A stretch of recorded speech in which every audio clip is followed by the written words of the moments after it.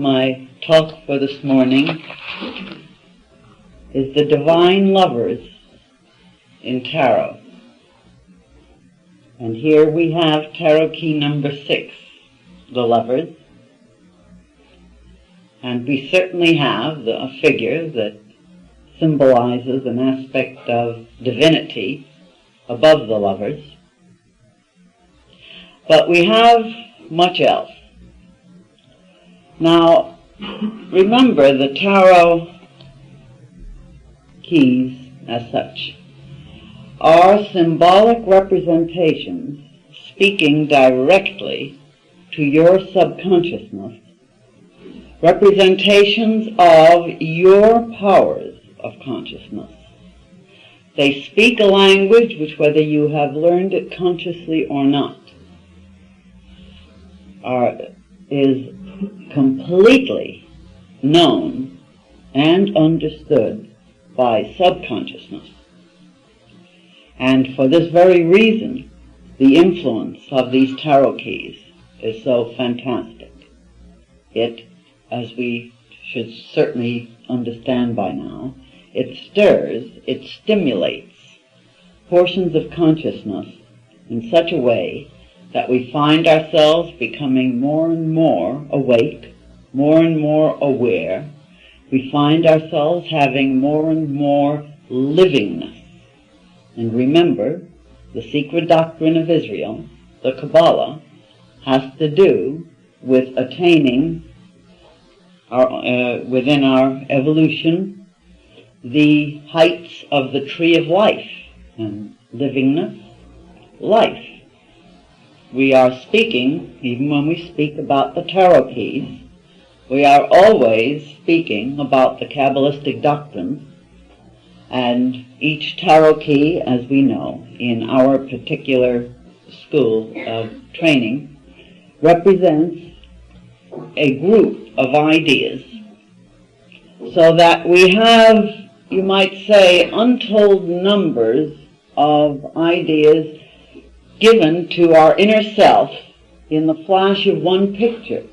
You know, it's like being able to be aware of larger portions of experience in an all-at-onceness. It is actually a preparation for the ability to have what has often been called fourth-dimensional awareness, where you see all sides, all around, and the inside all at once. I mean, this is just an analogy, but it gives an idea. The tarot keys represent symbolic images, which are the natural language of the subconscious portion of our being.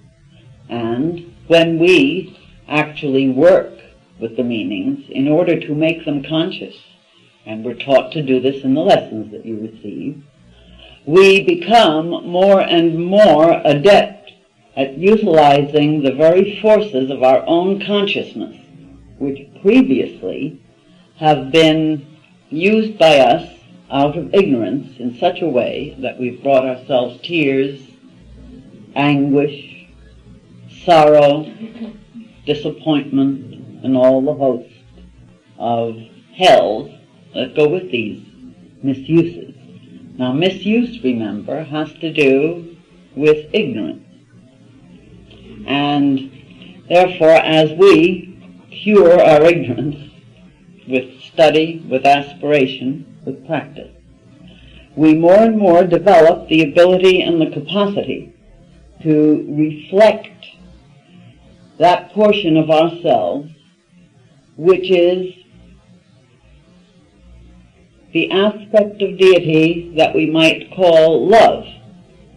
Now, the lovers here in tarot, of course, mean very much more than it appears on the surface.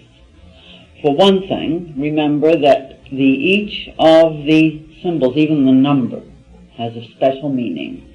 And the meanings, when we correlate them together, bring us to more of an ability and capacity to comprehend the basic ideas that are involved in developing the powers of that particular group of symbols or keys, the powers, that is, of our own consciousness. Now, with this tarot key, we have the ancient Hebrew letter Zion assigned. Now, each of these letters has another group of meanings, remember, that goes with the symbols of the key itself. Now, one of the primary meanings of this Hebrew letter Zion is sword or weapon. Now, that doesn't sound much like love, does it? And yet, there must be a correlation here when we learn how to recognize it and use it. Well, it becomes easier to recognize and use when we are also told that this Hebrew letter is assigned to the kind of consciousness that is called the disposing intelligence, or, call it another thing, call it the discriminating intelligence. Now, what does it mean to discriminate? To discriminate means to be able to tell one thing from another. We discriminate between light and dark. That's quite easy, too. There's some things we don't seem to have problems with.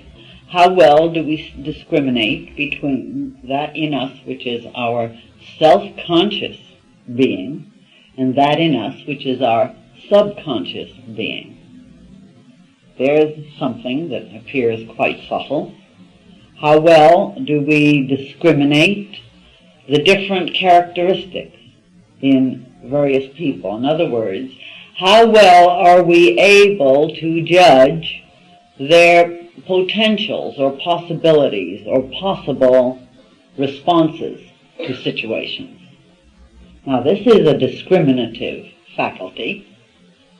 Therefore, the discriminating intelligence or the disposing intelligence obviously uses what? The ability to, shall we say, cut apart like a sword, to see this in relation to that, comparing, evaluating one thing to another.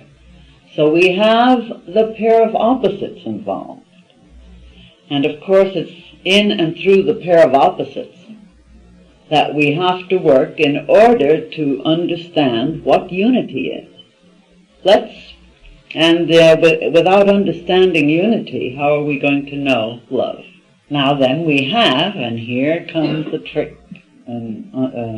where we try to comprehend or understand this. We have a pair of opposites in which we certainly live and think and move and experience at all times, and that has to do with the pair of opposites that we will now call love and hate. Now, according to Kabbalah, and this is not easy for some people to understand, according to Kabbalah, love and hate are the two polarities of one thing. Now we can ask, how can this be? Well, it can be if we'll again think of the negative use of the disposing intelligence. Now, the negative use of it.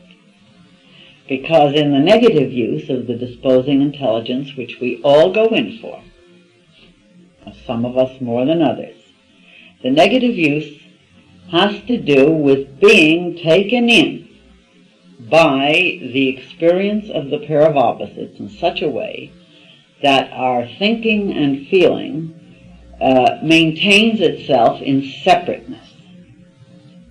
In other words, we take that which is a polarity and we cut it apart with our consciousness in such a way that we have what we call this and that. Now, this is necessary, incidentally, for evolution.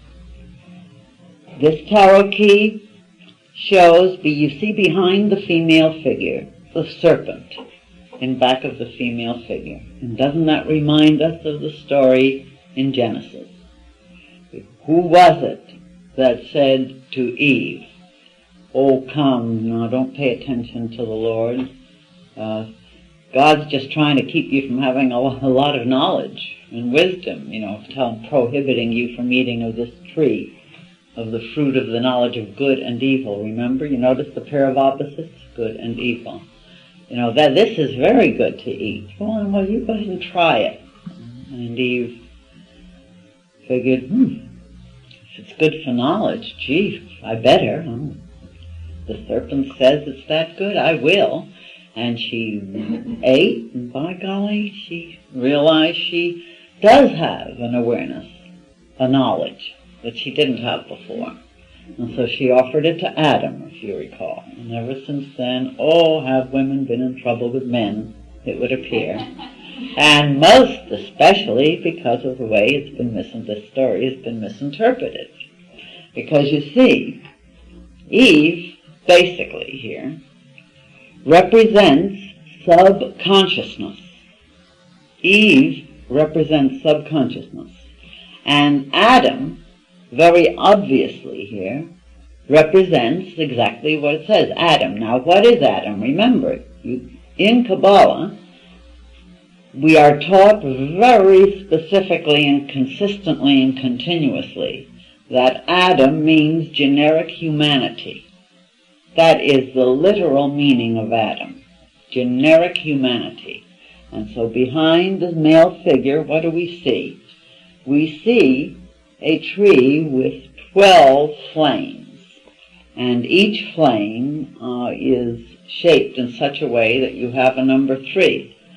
Now, the 12 flames on this tree represent the 12 signs of the zodiac, and the 3 represents the 3 decanates for each sign of the zodiac, which in totality gives you every kind of personality that exists, that has ever existed, that exists or will exist. In other words, you take and interact. This is what then? It is representing generic humanity. So that Adam is humanity, or people, all kinds of people. Aries people and Taurus people and Scorpion people and all kinds of people. And Eve is representing subconsciousness. Now remember, when God created Adam, so to speak, we want to call it creation, remember, it says in Genesis, male and female created they them. So that right there, we are being shown that Adam means generic humanity, so that Adam really means male and female. On the other hand, remember, Adam was living alone, it seems.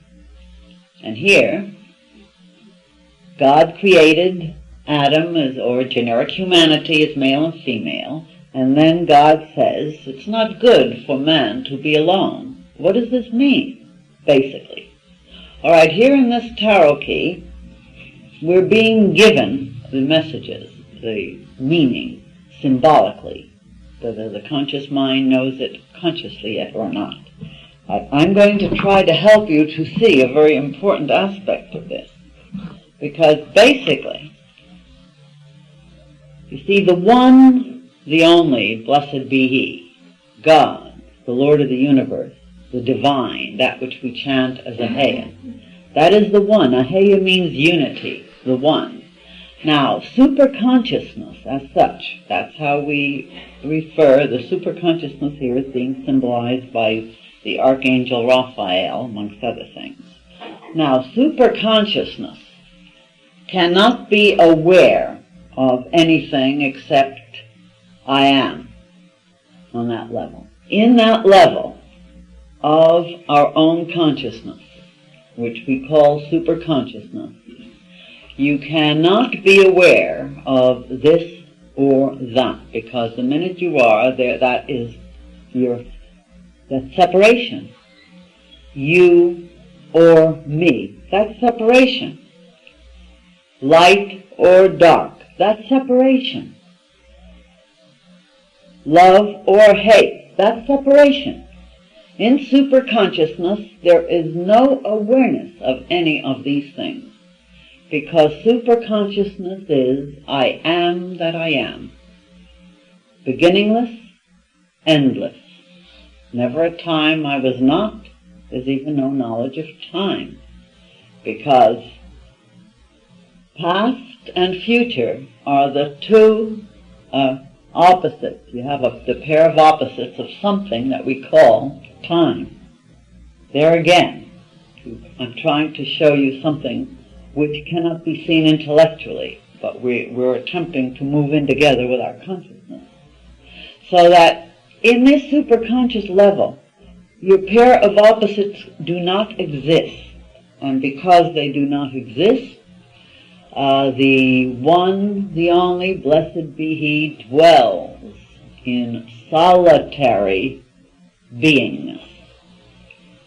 So that, to begin with, Adam, before he could be self-conscious, was and could be nothing else except that which is the one reality, and that is, I am that I am. Now that is being solitary and alone. It is a symbolic idea, because there is none else to be aware of, nor naught else, nor the knowledge that there's something or a level of awareness that could or couldn't be any different way. It is a step in a total knowingness. And what is this next step that has to come beyond the ability to experience that level, which we will call superconsciousness? It has to be the ability to see, to see and to share in the recognition that in order to express selfhood, you have to have awareness of self-consciousness. You cannot be aware of self-consciousness unless you project yourself into something that we will call the pair of opposites, and that is something that we call self and not self. Now, how do we do that? Easily, when we think that anything out there, or that seems to be out there, is not self. We have instantly done this, and this is actually a great power. It is what we call the discriminating power. But just like we are deluded, and completely deluded, by the real meaning of all kinds of experiences, we are deluded into thinking that what we experience out there is as separate as it seems. In the same manner, we have become deluded in terms of what true awareness of differentiation really indicates, and what discrimination really is. And therefore we are pretty much like those who at one time were absolutely certain that it is the sun in the heavens that rises and sets, rather than the planet revolving and making it appear that way. You know, if you have 1,000,000 or 1,000,000,000,000 dewdrops, and the sun is up in the heavens, now every single dewdrop is going to be glistening with that same sun, reflecting that sun. Now, suppose each dewdrop is a self-conscious awareness. Each dewdrop, then, will look at another dewdrop, look at its light, and think its light is different from, your light is different from my light, and that light, you know, each of you have a light all your own. And each dewdrop will be utterly unaware of the fact that it is that one sun that is really the light, and that each dewdrop is reflecting the one, the only. So what will the dewdrops do? Well, if they can move, and if they can think, and if they can image, they're going to act in ways that are full of separatism. And that's exactly what we do. Incidentally, us dewdrops of God, or shall we say, us substances of the one, the only, the whole. But we want to go a little farther with this thought and idea so that we can at least reach for some vast experience and come to really, at least intuitively, get a greater recognition of the meaning, true meaning of what love is. And then, of course, then we'll know what love isn't also, won't we? Now then, the next step, the lovers, has to do with the fullness of intuition, because the height of true discrimination is really intuition carried to its larger area. And what is it? It is the ability to see reality by discerning differences, yet at the same time be acting in accordance with the reality of unity. In other words, it is being able to see, for example, that the serpent, and this tarot key, as you face it, is helping you to see it, whether you know it consciously or not. It is doing it right now. It is being able to see that this serpent of temptation, that is doing what? It is speaking, basically, to subconsciousness. And it is saying to subconsciousness, in essence, get out there and discover things. Get experience. Get experience, and then you will be like the gods. Therefore, this serpent of temptation isn't exactly what it seems to be. And in Kabbalah, when you are taught how to utilize its gematria system, we discover that temptation and Messiah are the same number. And therefore, only when we have passed through the various temptations do we develop our Messiahhood, or the ability to be our own saviors through the higher self. And so remember, in the Bible, the Spirit led Jesus to the mountaintop to be tempted of the devil. Remember that? And you'll say, the Spirit? God wouldn't tempt, but what else is there? If there's only one, blessed be He, how are we going to say that God is not the tempter? You know, now this is really a very profound depth of realization that we have to have. We have to come to see that every pair of opposites has a unifying quality on the superconscious level. And it is something other on the superconscious level than it appears to us on the self-conscious level, which means we have to use our self-conscious level in ways other than we've done before. As long as we misinterpret from self-conscious levels what we're experiencing or seeing, then we're going to have more and more problems. And it is through this tarot key, the Lovers, that we truly learn. How? Because we learn to recognize the fact that inasmuch as each and every one of us are aspects of God, reflecting that one divine Son, to the degree that we are misinterpreting who and what we are, and acting, feeling, in other words, imaging in those terms, to that degree are we the authors of our own pain and agony and anguish. Now, the thing I want you to remember is when we say our own, we're not talking about something outside of God. In the Book of Tokens, one of the meditations says, "Thy pain is my pain. Thy tears course down my cheeks." You see, if we are in the delusion of separateness, we think I am suffering something as something separate, or I am being mistreated or hurt as something separate. But the truth of the matter is, those of us who know what we are, not as a theory. We know when you know it, it's because you are it, you experience it. We know, we do not think, and it is not a theory. I know that thy tears course down my cheeks. I know it because I experience it, because I am not separate from you. What has that got to do with the divine lovers in tarot? But everything. And as you've heard me say so often, as the secret doctrine tells us continuously, there is one and one alone. There is no such thing as a secret thought. There's no such thing as a secret feeling.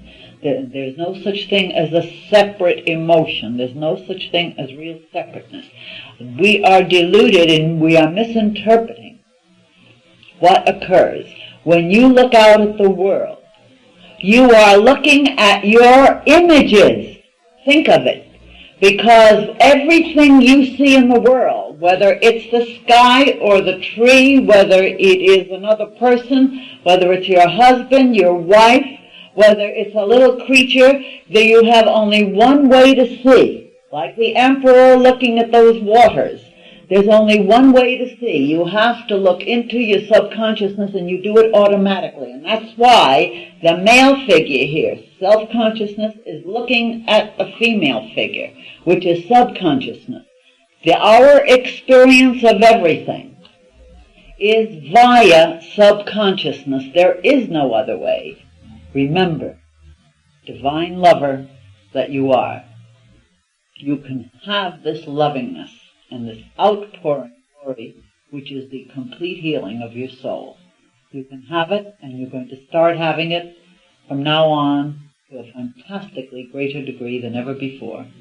All you have to do is stand at the door of your consciousness, my love, and sit at the heart of your love, receiving only what you are willing to give.